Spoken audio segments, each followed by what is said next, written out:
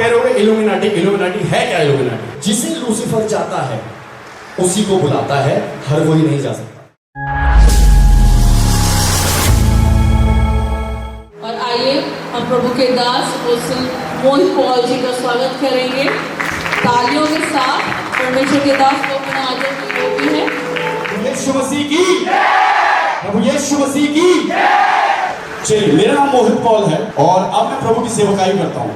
मगर प्रभु की सेवकाई करने से पहले, जैसे कि मेरे भाई ने एक जन का नाम लिया था कि शैतान का नाम लिया गया था, ठीक है, मैं उसी की इबादत करता था। उसकी इबादत करते करते मैं कुछ उस जैसा ही बन गया था, क्योंकि जब हम जिसकी इबादत में लगे रहते हैं हमारी शक्लें भी उसकी जैसी बन जाती है, हमारी आदतें भी उसकी जैसी बन जाती है। तो शैतान की आदतें क्या हैं?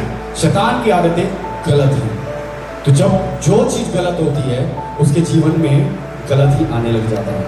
ये जितने भी हैं हाई प्रोफाइल, जितने भी डीजेज हो गए, सिंगर हो गए, एक्टर हो गए, इन सब ने इल्यूमिनाटी ज्वाइन कर रखा है। अब आप कह रहे होगे इल्यूमिनाटी, इल्यूमिनाटी है क्या इल्यूमिनाटी? किसी को पता? अकॉर्डिंग टू बिब्लिकल तो ये संस्था निकल के कैसे आई है, इल्यूमिनाटी कल्ट निकल के कैसे आया?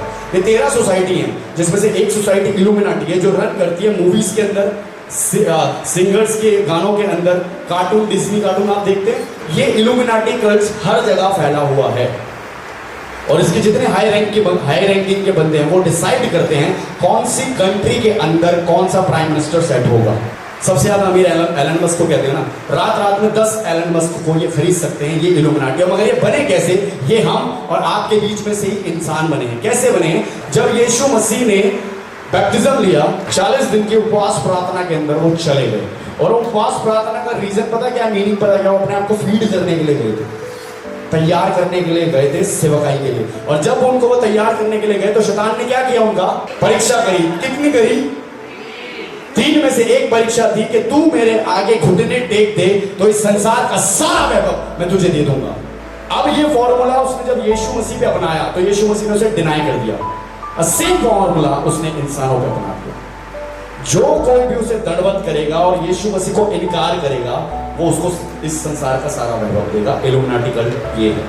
वहां पर जाने के टाइम पर यीशु मसीह को डिनाई करना पड़ता है, अस्वीकार करना पड़ता है कि हम इसे नहीं मानते, हम यीशु मसीह की क्रूस की कथा को नहीं मानते, उसके लहू बहाने को नहीं मानते, उसके तीसरे दिन जीवित होने को नहीं मानते। उसके बाद जाके उसमें एंट्री मिलती है। और एंट्री भी कैसे मिलती है? जिसे लूसीफर चाहता है उसी को बुलाता है, हर कोई नहीं जा सकता। बहुत से ऐसे यंगस्टर हैं, बहुत से ऐसे लोग हैं जो मुझे डीएम करते हैं इंस्टाग्राम के ऊपर और वो मेरे से कहते हैं कि हम इल्यूमिनाटी कल्ट में ज्वाइन करना चाहते हैं, आप हमें बताएं रास्ता कैसे है। मैं उन्हें बोलता हूं भाई एक रास्ता है, यीशु मसीह है, आप उसको अपना लो, अपने आप पहुंच जाओगे आपको जहां पर पहुंचना है। क्योंकि इल्यूमिनाटी के पास जाने के लिए अपना सब कुछ देना पड़ता है, सब कुछ देना पड़ता है। तो मेरे दोस्तों ने कहा, जो अच्छे ऑफिशियल डीजेस थे, जब हम लोग बैठते थे, ये लोग भी भविष्यवाणी करते हैं, क्योंकि शैतान के अंदर भी स्वर्ग से आई हुई सामर्थ्य है जो कि परमेश्वर के लोगों में भी होती है, right? Same as it is, क्योंकि बनाया तो परमेश्वर नहीं है उसे, और जब उसके अंदर वो सामर्थ्य है तो उसी सामर्थ्य को वो गलत तरीके से यूज करता है, डिमोनिक तरीके से यूज करता है, लोगों से अपनी इबादत करवाता है। और जब वो मेरे भाई, जो मेरे दोस्त मेरे बैठते थे, वो कहते थे जब तू हमारे पास आएगा, यानी वो प्रोफेसी कर रहे थे कि जब तू हमारे पास आएगा और हमारे कल्ट को ज्वाइन करेगा तो बड़ा फेमस हो जाएगा। मैंने वर्ड जब सुना, जब तू फेमस हो जाएगा और तू अच्छा हाइप क्रिएट करेगा क्योंकि तेरे पास से हमें वाइब आती है। वो क्या कर रहे थे? वो प्रोफेसी कर रहे थे, जिसे प्रभु के दास लोग प्रोफेसी करते हैं। आप लोगों के लिए भी करी होगी कि प्रभु तुम्हें इस्तेमाल करना चाहता है, वो प्रोफेसी हो रही है। वैसे ये लोग मुझे कहते थे कि तुझे जब तू इधर आएगा तो तेरे पास से एक वाइब आती है कि तू बहुत फेमस होगा। और मैंने सुना, मैंने ठीक है, अच्छी बात है, बट भाई मैं नहीं आ सकता, सॉरी, शैतान को फॉलो नहीं कर सकता, मैं यीशु मसीह को मानने वाला हूं। हालांकि मैं हैंकी पैंकी था, मगर तब भी मैंने क्या बोला? नहीं चलिए, मैं जैसा हूं ठीक हूं, बट मैं यीशु मसीह के अगेंस्ट नहीं जा सकता। अब शैतान को ये लगता है कि जब ये मेरे कहने से नहीं आया, अब कुछ और अपनाना चाहिए। एक मिसाल सुनी होगी ना, घी सीधी उंगली से निकलता तो टेढ़ी करनी पड़ती है। सेम एज इट इज उसने मेरे साथ काम किया। और एक शो मैंने कंप्लीट करा। शो करने के बाद मेरे को बताया गया कि आपसे कुछ लोग मिलना चाहते हैं। उन्होंने मुझे आके बोला कि ब्रदर आप हमारे लिए बने हो, हमारे इस मुंबई में काम करने के लिए और इस मुंबई के ही थ्रू इस पूरे वर्ल्ड में काम करने के लिए, पूरे इंडिया में काम करने के लिए आप यहीं के लिए हमारे साथ बने हो, आप हमारे साथ ज्वाइन करो। देन हम उसके बाद आपको प्रमोट करेंगे, अच्छे तरीके से लेके जाएंगे। अब भाई इंसान को क्या चाहिए बताओ? कामयाबी चाहिए, फेमस होना चाहिए। अब मेरे पास इस तरीके से ऑफर आया, मैं नहीं समझ पाया, मैंने बोला ठीक है डन, ओके करते हैं, कोई नहीं, करेंगे काम साथ में मिलके, ठीक है। अब मैं वापस दिल्ली आ जाता हूँ। दिल्ली आने के बाद कुछ दिनों बाद दोबारा उनका मेरे पास फोन आया और मुझे कहा कि हम लोग दिल्ली आपसे मिलने के लिए आ रहे हैं। अब उन्होंने क्या करना था, मुझको एक्सेप्ट कराना था लूसीफर को और डिनाई कराना था यीशु मसीह। अब क्या होता है जब ये मेरे को बुलाते हैं, ठीक है, ये बुलाने के बाद मुझे कहते हैं कि आपको एक शूट करना है जिसमें हम आपको एक कॉन्सेप्ट बताएंगे, आपको वो कॉन्सेप्ट हमारे तरीके से करना है। कहते हैं ना कि रेलम जब बंद हो जाता है, आत्मिक रेलम, इसलिए मैंने कल आपको समझाया कि प्रार्थना करनी जरूरी है। जब आप प्रार्थना करोगे ना, आपके डिसीजन सही होने लग जाएंगे लाइफ के। ये स्पॉटलेस फैशन मैगजीन के अंदर है, आपने देखा होगा ये धागे से मुझे बांध रखा है, ये वुडो करे हुए धागे थे, ठीक है। इस धागों से इन लोगों ने क्या किया, मेरे हाथ, मेरी उंगलियां, मेरी गर्दन, आप देख रहे हैं, पूरी बॉडी पार्ट, इवन यहाँ से पूरा क्रॉस से मेरे को इन्होंने बांध दिया। इसको बांधने के बाद इन्होंने मुझे क्या कहा कि आप अपने घुटनों पे बैठ जाओ। हम क्या करते हैं घुटनों पे बैठ के? प्रार्थना करते हैं। और प्रार्थना करने का एक स्टाइल हमारा ऐसे होता है और एक स्टाइल ऐसे होता है। इन्होंने मेरे को भी बोला कि घुटनों पे बैठो और ऐसे करो अपने हाथों को, और आप कॉन्शियस में, अपने माइंड में कॉन्शियस में कर लो कि आप लस्ट के गॉड को इबादत कर रहे हो उसकी, यानी आप लस्ट के गॉड की प्रेयर कर रहे हो। और मैंने क्या किया, मैंने भी सेम कोशिश यही रखा, मैंने क्या है लस्ट का गॉड है, कोई प्रॉब्लम नहीं, क्योंकि रेलम खत्म हो रहा था, आत्मिक लाइफ नहीं थी, प्रार्थना की लाइफ नहीं थी, इस वजह से कुछ समझ नहीं आता। जो हो रहा है होने दो, जो हो रहा है होने दो, ठीक है। यही सेम चीजें जब हुई तो मैंने क्या करा, मैंने यही सोच के कि भाई लस्ट की गॉड की इबादत कर रहा हूँ। इन्होंने मेरे फोटो शूट कराया मुझे दिखाने के लिए कि फोटो शूट है, एक्चुअली ये रिचुअल हो रहा था, क्योंकि वो मेरे से स्वीकार करा देते इबादत किसकी, लस्ट के गॉड की। लस्ट क्या होता है? व्यभिचार। व्यभिचार कहां से आता है? कहां से आता है? अंदर है, आपके अंदर भी शैतान आपके अंदर उत्पन्न करता है, शैतान के पास से आता है। ये गलत चीजें कहां से है? शैतान के पास से। एक ग्रुप, मेरा कॉन्सर्ट हुआ, उसके अंदर उन्होंने मेरे को, एक बहुत बड़ी कंपनी है जिन्होंने वो शो कराया था, उसके अंदर मेरे को उन्होंने शूज दिए। इल्यूमिनाटी को फॉलो करने के लिए एक ब्लड देना पड़ता है, ठीक है, और एक रिचुअल करना पड़ता है, और एक जो महत्वपूर्ण चीज होती है वो होती है सलीब, हमारा क्रॉस जो यीशु मसीह का है, उसे उल्टा करना पड़ता है और अपने पैरों से उसके हाथों को तोड़ना पड़ता है और कहना पड़ता है कि हम इसे नहीं मानते। उसने देखा कि इसने मुझे डायरेक्टली इनकार कर दिया, मगर उसने वो ट्रैप बनाया, और वो ट्रैप बनाने के बाद उसने मेरे को यही अपसाइड डाउन वाले क्रॉस वाले शूज बनाए और मेरे को एक कॉन्सर्ट करवाया। और मैंने जब ये दो चीजें करी उसके बाद मैं डिमोनिक और ज्यादा हो गया, और जब वो चीजें करने लगा तब बहुत सारी चीजें बढ़ती गई, और ड्रग्स बढ़ता गया और सारी चीजें बढ़ती गई।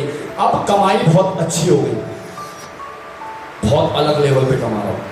जब मैं ये चीजें करता रहा बहुत ज्यादा मैं डिमोनिक होता गया। उसके बाद मुझे समझ आ गया मैं कहाँ हूं, और उसके बाद मैंने क्या किया, अब जब समझ आ गया मैं वो ठीक है यार, अब हो गया सो हो गया, क्योंकि रेलम बहुत बढ़ गया था। और जब वो सारी चीजें होने लग गई उसके बाद क्या होता है, और जब मेरी वाइफ ने ये वर्ड मुझे बताया कि मैं प्रेग्नेंट हूँ, उसने वर्ड रिलीज किया, क्योंकि जब हमारी कन्वर्सेशन बाद में होती थी तो जब ये मेरे को देखती थी कि मैं सोता भी नहीं हूँ और डिमोनिक रहता हूँ, घर में लड़ाइयाँ कर लेता हूँ या कहीं और, सबको समझ आ जाता है क्या चल रहा है इसके साथ। तो ये क्या करती थी कि मैं सोता था तो बुद्धिमती स्त्री वाला इन्होंने काम किया।